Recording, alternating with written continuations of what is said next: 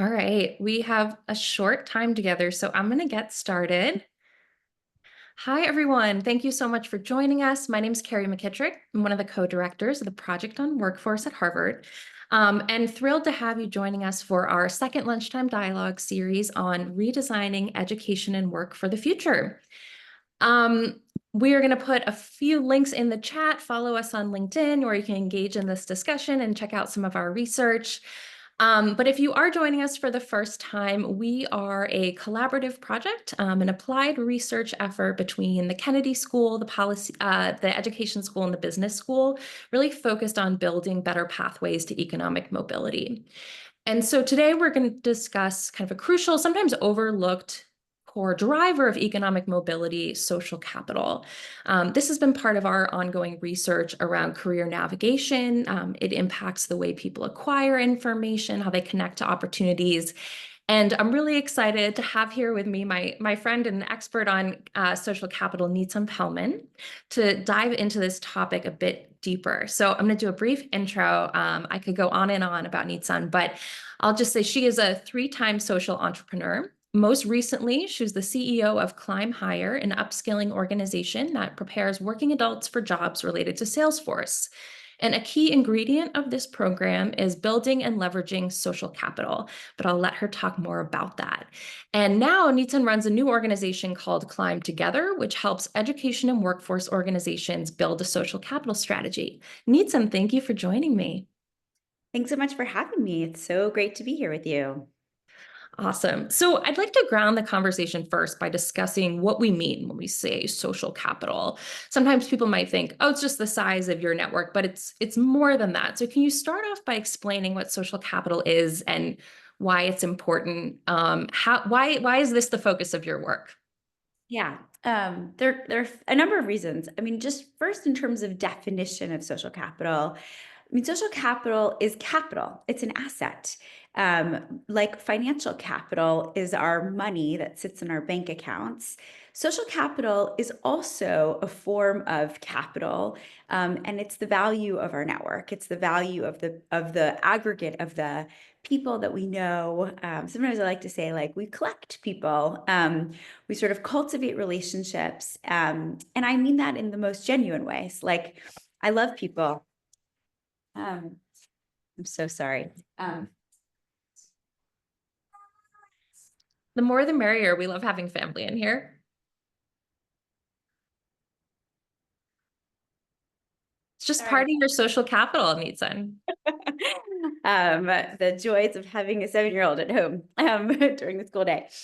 Um, okay, so if we know that relationships are incredibly important for our growth, and I'll say a little bit more about that in a moment, then it really does have value to us. And I really learned this in a very deep way a number of years ago when I was an entrepreneur in residence at LinkedIn. When I was there, they put a referral button on their platform. And what they learned by doing that was that the vast majority of job seekers get jobs through relationships and referrals, more than 50%. And there's many other statistics and data that really support this. There's some data out there that says that at least 60% of jobs are never even posted because people already have them because they know somebody and then they decide that they're going to work somewhere. And I have to say, I'm working with at least 7 or 8 people right now at Climb Together. I didn't post any job descriptions for any of those roles. They're all people that came through my network in one way, shape, or form. And that's just a small example of how many people get hired without ever having responding to a job description. And so and then a few months ago, there was an article in the Wall Street Journal in which it talked about how in the era of AI, where AI is making it so much easier for you to create a resume, create a cover letter, it will write one for you pretty fast. And then LinkedIn and Indeed have made it so easy to apply for jobs. And so you can just kind of click apply, apply, apply. It's a little bit like the Common App for college, just like add another one. And then what's happening as a result of that is that there's, thousands of candidates applying for any open job. And that is then deluging the hiring process. And so on the other side, AI is being used to screen out people. And so in some ways, AI is talking to AI on both sides of the market. And Greenhouse, which is the applicant tracking system, main company, it essentially said that you are 5 times more likely to get an interview at the company in the era of AI when you have social capital in a relationship and know somebody at the company. And that's because hiring managers need a way to cut through all of the volume. And so we have so many different data points that really tell this story over and over again of why relationships matter in terms of job acquisition. And again, that goes back to this definition. So if we know that jobs are acquired through relationships, then your relationships have value to them. And that's what social capital is. That's great. And so it sounds like social capital may become even more valuable in this age of AI. So, knowing that and knowing the importance of relationships and connecting to opportunity, what do we do about that? Can you talk a little bit about the evidence around the inequities of social capital? We know not everyone has the same amount of social capital. So what what does that look like and what do we do about it? Yeah, I mean, there are many layers of like what that inequity looks like. So obviously we're doing a webinar in the world of the Harvard, school. And obviously Harvard is sort of like thought of as the ultimate form of social capital. I've had so many people in my life over the years tell me that they, applied to HBS in particular for the network. And and there's so many parents that are working incredibly hard to purchase networks from a very young age. That's what getting onto waiting lists for fancy kindergarten schools looks like.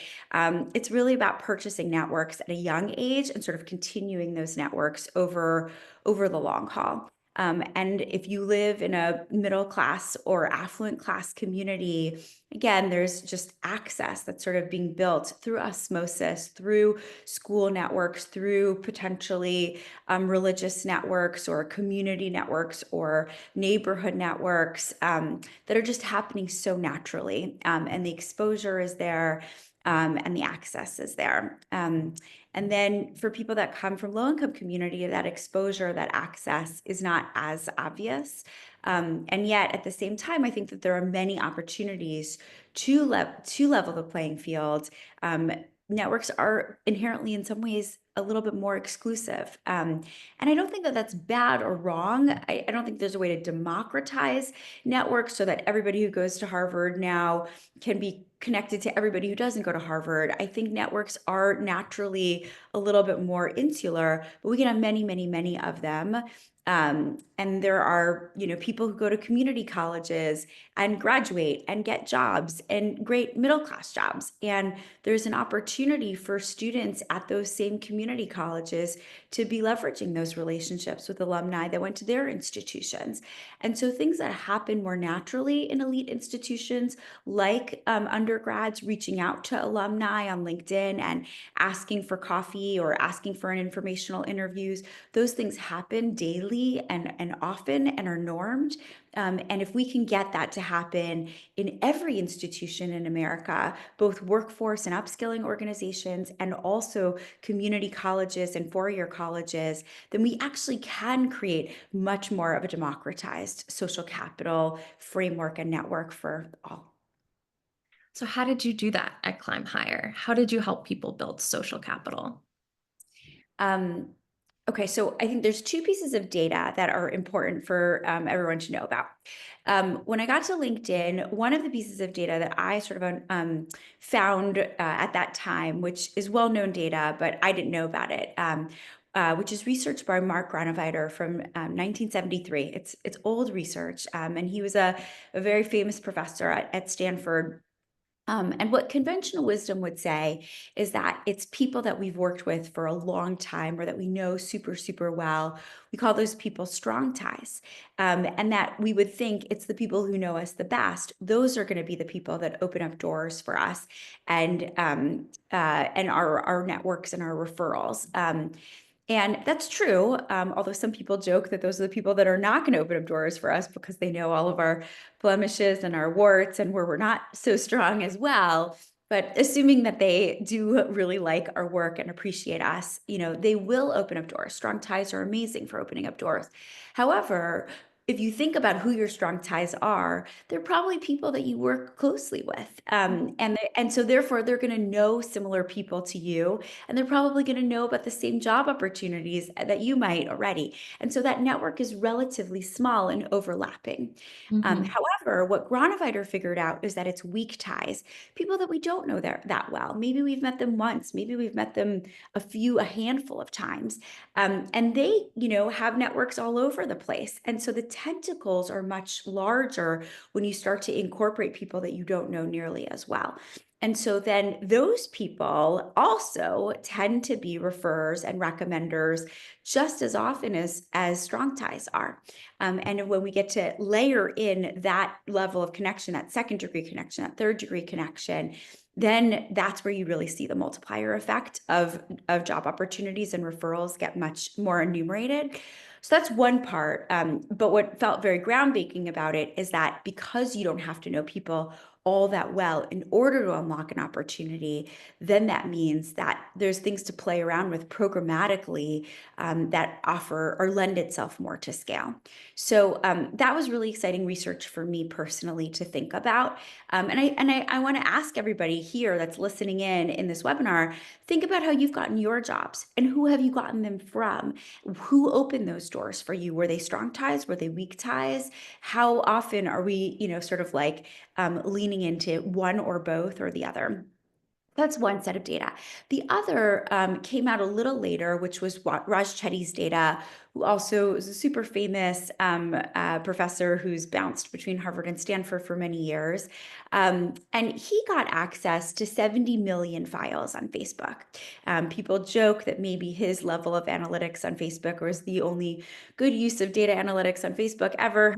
Who knows? But what he figured out is that if you came from a low socioeconomic bracket and you had relationships with people that were in a higher socioeconomic bracket, and that was like on Facebook. So we don't know the quality of those relationships, if they're Sure. strong ties or weak ties or somewhere in the middle.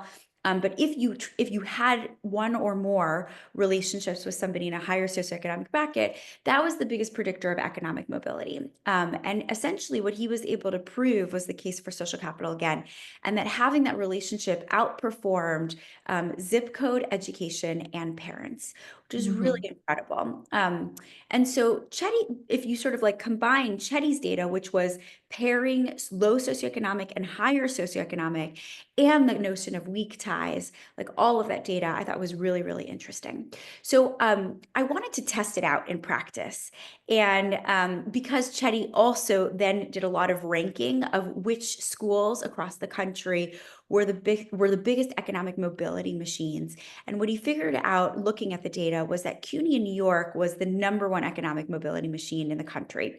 So I've always sort of been fascinated by CUNY. I also lived in New York for 20 years. And so for both of those reasons, I on LinkedIn reached out to about 50 alumni who had gone to CUNY in New York and asked and shared the weak tie research with them and asked them, would you be interested or willing to talk to somebody who's graduating from your alma mater and might be job searching and probably could use a little bit of advice and maybe a referral. And all these people said, yes, I'd love to be helpful. I found the equal number of students that were graduating from the Career Center, paired them all up together and was like, okay, higher socioeconomic, lower socioeconomic, and weak ties, let's go. And was really excited about all of the wonderful things that were going to happen from that. If I were, in an interactive conversation with everyone on this webinar, I'd ask you to guess what you thought happened with this experiment, but I'll share that what happened is nothing. It was a total bust. And it was really like devastating. Like the data says that weak ties and mixing of socioeconomic status was supposed to unlock doors, and it didn't. Mhm. And so I called some of the alum and asked them, like, what happened? Why didn't you help this person when you said you were going to? And the person said, they never called me. And that was a really illuminating moment for me of realizing that if you smack people in the face with social capital, but they don't know exactly what to do with it, they can squander the opportunity. And that really led me to start Climb Higher and to design Climb Higher in such a way where we could create social capital and build the skills around social capital alongside of in-demand skills. And we taught many more things than just Salesforce administration, IT and cybersecurity and sales and marketing and a whole bunch of other stuff. But the real essence of what made it unique and different and what it continues to do today is to, alongside of these in-demand skills, is to build social capital skills. So we designed it in a number of different ways. One is that we broke down every single aspect of relationship building that you could think of. What does it mean to be an active listener? What does it mean to nod your head in a conversation, as Kerry does so effectively as what does it mean to laugh? What does it mean to use your throat to show that you're engaged in the conversation? Yeah. What does it mean to then ask open-ended questions so that you can exhibit your curiosity, that you can demonstrate that you've done research on what you know about this person? How do you answer the ubiquitous question, tell me about yourself, which is that very first impression you're making on people when you meet somebody new?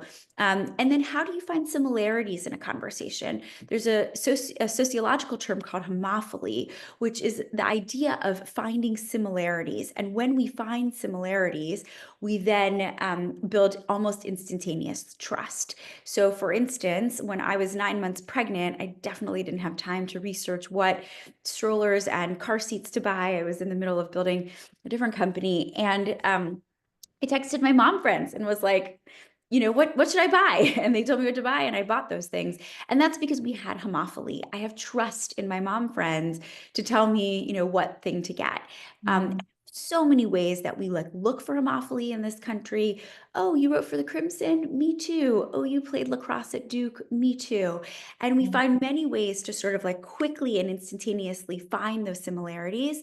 And then when we find them, we immediately build trust. None of that is inherently bad or wrong, but when we take that trust and then we recommend people for jobs, that then is going to bias and advantage certain people that have relationships with higher socioeconomic and more connected people professionally. So we taught people how to find homophily with people that were similar to them in the program. And then every month, we would practice all of these conversations and skills with professionals that worked at LinkedIn and at Salesforce and at Google and many other companies across the United States. And they would get on Zoom and we would have a social capital happy hour in which everybody was practicing. And we were very clear that the reason for the practicing was to actually build social capital between higher socioeconomic and lower socioeconomic. And the Climb Higher students, who we called climbers, they were learners, they would get to meet somewhere between 5 and 15 new professionals throughout the time that they were with us. And that was one model for how we built social capital. A second is that the alumni who were employed would come back as what we called fellows, and they would help to teach some of the coursework. And so they were then, again, bringing their social capital from their workplaces into the program and also bringing their skills and their stories. And lastly, we taught everybody in our program to value social capital, to build relationships, and to notice the relationships that they might not have even realized that they had in their proximity. If you work at a bakery and you're handing out pastries, you have a relationship potentially with the CEO of the bakery or others in the bakery, and they might have social capital that you've never thought of before. And what we found was that alumni of a program were getting jobs and then recognizing that there were jobs in their companies and then coming back and finding other Climb Higher students and learners and bringing them into the company with them. And all of that was really exciting to see sort of the alumni start to help each other and other relationships blossom as well. That's so interesting. And it feels like this kind of the coming back, the perpetual building of social capital through alumni is something that kind of any education organization can do as their alumni graduate and build connections and come back.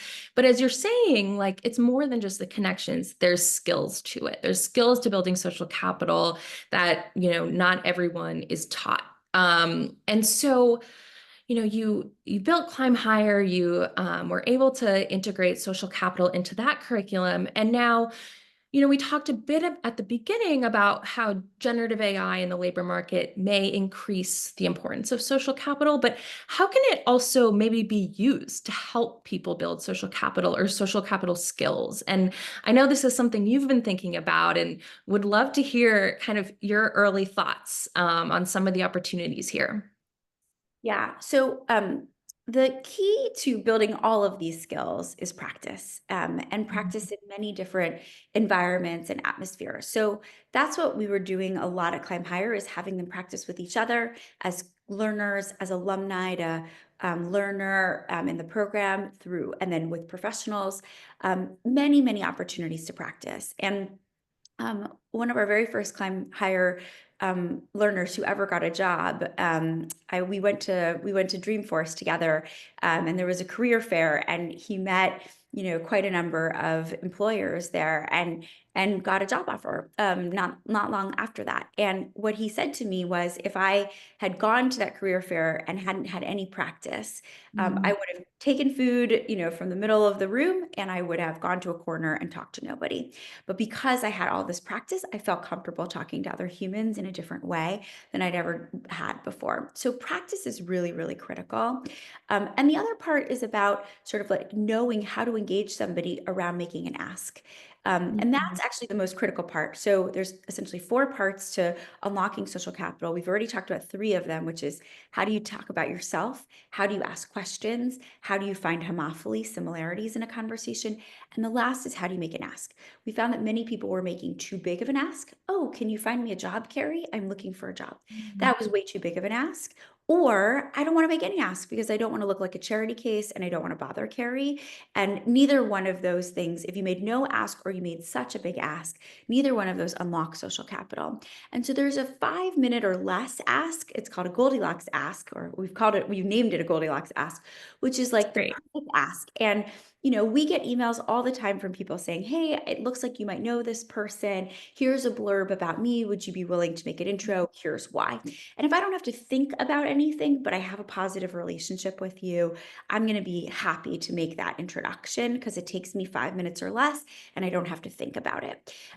And so all of those things require practice, and they require familiarity and redundancy. And so I've been thinking a lot about, how can we practice all of these things? Yeah. And so I've got a team of people right now. We're working on building a first ever AI social capital bot. We know that bots are becoming so ubiquitous and so used especially in younger people's lives. And so if we can leverage bots, and specifically chat bots, not text bots, to practice those 4 things, I think that we have an opportunity to unlock a lot of doors. Now, I want to be very clear. Bots do not create social capital. They are not people, and they will not open up doors for you. But if they can help you get ready for a conversation with a human, then I think it's a really interesting way to leverage a bot in order to be more prepared and more thoughtful in your conversation with a human. And so that's the work that Climb Higher is doing right now. We're partnering with a number of community colleges, other workforce organizations, employers, sort of like across the gamut. Anybody who really could, who is a job seeker and could leverage social capital as a part of how they build relationships. There's an alumni pool of people that have gone to your institutions, that went through your workforce program, and that those job seekers could be engaging, and they then need to get ready to have those conversations and make them effective. You get 1 shot at a conversation with Kerry, you don't get 10. So we need to make sure that you're really, really prepared to do that. And so that's what we're building, to sort of leverage AI in what we think of as a pro-social way, to leverage it for good. I love that. And I love that you're using it as an augmentation, as a tool that doesn't replace people, and that you're partnering because it is about the relationships, right? And that you're partnering with community colleges and folks on the ground who really know the individuals they're serving, and can make those, provide those supports, provide the feedback, and help them leverage the tools. So I think that's really exciting work. And I'd love to close out with sort of the action question. So we've seen how, a social entrepreneur like yourself might approach this by looking at the technology. How can folks on the call, whether they are, and we've touched on this a little bit, but maybe they are an education institution, or maybe they're an employer, what can they do to help build these kind of cross-income bracket connections, and help people advance through social capital? I think that every institution that's focused on skills and teaching skills is sort of like tackling half of the equation. My friend Julia Friedland Fisher says often you can't network your way out of poverty, or really network without any skills at all. And so we definitely need skills and credentials. Like all of that is very important, but it's really 50% of the equation. And so the cliche, like who you know, matters almost as much as what you know. I couldn't believe in that more. And so I think that schools, 2-year colleges, 4-year colleges, other workforce organizations have the opportunity to build a social capital strategy of which they help to teach the content. And we can share that content with anybody who's interested. Feel free to email me. I'm at Nitzan at climbhigher.co, or send me a note on LinkedIn. We have all that content that we can share with people that are interested in building a social capital strategy to teach those 4 things that we've talked about. And then from there, once the learners are really prepared to have conversations, then there's a way that we can that institutions can broker access to the alum, who I think would be really, really happy to get notes from job seekers at their alma maters. And that's already a natural homophily, natural overlapping similarities. And so we need to teach learners to reach out. We need alumni to be ready to catch those outreaches, and to be ready to engage. And institutions can do this. It doesn't cost a lot. It actually is a low hanging fruit strategy, but we need to, based on the CUNY story, like we can't just like smosh people together and hope for the best or mosh pit them. We actually have to sort of teach a skill around the art of relationship building and the art of building social capital. And then once people have those skills, then we can help them connect. And then I think you'll see a lot more job acquisition happen from that.